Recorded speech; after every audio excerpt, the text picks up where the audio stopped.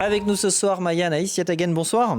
Bonsoir. Vous vous intéressez à une photo qui aurait été prise à Gaza. On y voit un soldat devant une bibliothèque en feu. Que sait-on de ce cliché ? Eh bien, cette photo polémique, elle a été postée par un journaliste indépendant palestinien le 23 mai dernier. Depuis, elle est devenue virale, près de 10 millions de vues. À l'origine, d'où vient cette photo ? D'un compte Instagram qu'on va voir ensemble, celui d'un soldat israélien qui poste cette photo avec une légende en hébreu que je vais vous traduire, quelques expériences du voyage annuel. Et ici, il y a la localisation qui dit putain de Gaza. Son compte, depuis, est passé en privé. Alors, qu'est-ce qu'on voit ? Eh bien, on voit un homme en tenue de militaire israélien qui tient son arme et aussi un livre qu'il semble lire. Et derrière lui, une bibliothèque qui est en feu. Ce qu'affirme le journaliste palestinien, c'est que la scène a lieu à la bibliothèque de l'université El-Aqsa et que ce sont les soldats israéliens qui ont mis le feu à la bibliothèque avant de se prendre en photo devant les flammes. Alors rapidement, des internautes se sont émus du cliché à l'image de cet internaute italien qui dit « c'est un faux, il y a une limite ». D'autres internautes ont même accusé l'intelligence artificielle. Et oui, parce qu'à l'époque justement de l'intelligence artificielle, c'est vrai que la photo semble réaliste, mais est-elle vraie ? Est-elle fausse ?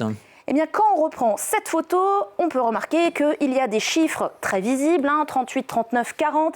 L'intelligence artificielle, elle n'est pas très bonne pour générer des chiffres comme ça de manière aussi précise. Pareil pour ce panneau en arabe qui est une interdiction d'utiliser le téléphone portable dans la bibliothèque. Ces éléments, ils vont nous servir à déterminer où est-ce qu'on se trouve exactement et à identifier aussi cette photo. Voici une vidéo que nous avons récupérée sur le compte Instagram de la bibliothèque en question et on peut retrouver ensemble les différentes étiquettes au-dessus des étagères, mais aussi ce ventilateur que vous voyez là et que vous retrouvez ici. Il y a même un journaliste de Bellingcat qui a regardé exactement le positionnement des autocollants pour identifier exactement où on se trouve. Ce même journaliste, Jake Godin, est parti voir des images satellites pour s'assurer que le bâtiment tient toujours. Parce qu'on le sait, certaines universités ont été bombardées par les forces israéliennes. Et il affirme donc que le bâtiment tient toujours. Si on part sur Google Maps pour voir à quoi ressemblait la bibliothèque centrale de Gaza avec son arche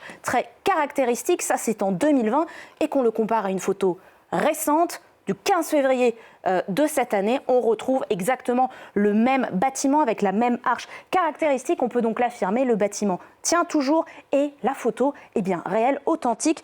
Elle a été prise dans cette bibliothèque. Est-ce que l'armée israélienne s'est exprimée à propos de cette photo ?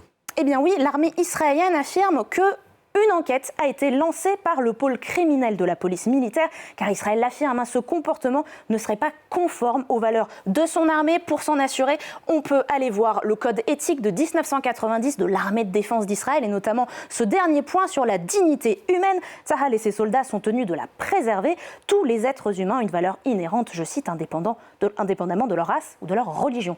Sauf que depuis le 7 octobre, on vous en a beaucoup parlé ici, l'armée israélienne fait face à un certain nombre de contenus postés notamment par les soldats de sa propre armée, et elle-même considère ces comportements comme contraires à ses valeurs. Certains sont dégradants pour les civils palestiniens et d'autres sont dégradants pour la religion, l'islam, à l'image de ce contenu qui a aussi été très viral sur Internet d'un soldat qui semble jeter le livre saint de l'islam, le Coran, dans le feu dans une mosquée. Là aussi, une enquête a été ouverte pour faire la lumière sur ces comportements que l'armée israélienne affirme, encore une fois, condamner catégoriquement. Maya Anaïs Yatagan, merci beaucoup pour cette mise au point info. Un talk à retrouver sur france24.com et nos réseaux sociaux.